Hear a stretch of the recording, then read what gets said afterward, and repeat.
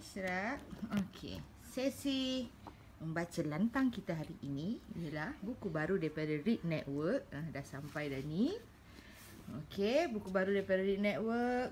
Okey, nombor 1 buku yang pertama, tajuk dia Kalaulah Saya. Sabar Isra. Okey. Mari baca. Kalaulah saya angkasawan, saya akan pergi ke bulan, menaiki roket, melintasi awan. Alah, Itu apa ngah? Alah, ini Bulan. tak pernah jadi. Ini tak pernah nak jadi. Bulan ni Roket. roket, ni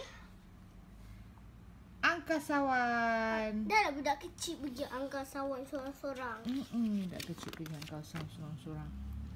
Kalaulah saya burung helang, saya akan terbang tinggi melayang. Di atas pokok membina sarang. Ni kalau dia jadi burung helang, dia nak terbang tinggi dekat awan. Dia buat buat sarang. Ni dia buat sarang sini. Okey, jom kita tengok lagi. Kalaulah saya ikan emas, saya akan berenang puas-puas di dalam kolam yang sangat luas. Kolam dia luas. Kalau dia jadi ikan emas. Luas, emas sama. Ya, dia rhyme kan? Emas, puas, puas, luas. Dia rhyme. Yes. Tapi tadi rhyme. Okey, tengok yang ni. Kalaulah saya rama-rama, saya akan terbang melata, menghisap madu di pohon bunga. Rhyme. Rhyme again. Rama-rama, melata, bunga.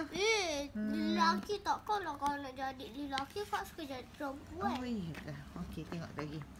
Kalaulah saya layang-layang, saya akan terbang tinggi melayang, melintasi burung-burung yang terbang. Pun rhyme juga. Layang, melayang, terbang. Tu dia jadi apa? Layang. Layang-layang. Duduklah diam-diam. Oh, tuanga. Okey, tuanga.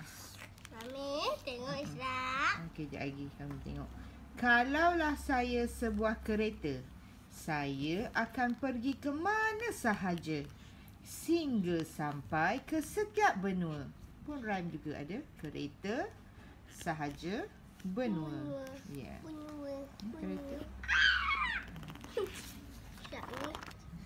Kalaulah saya matahari, saya akan menyinari bumi agar terang berseri-seri.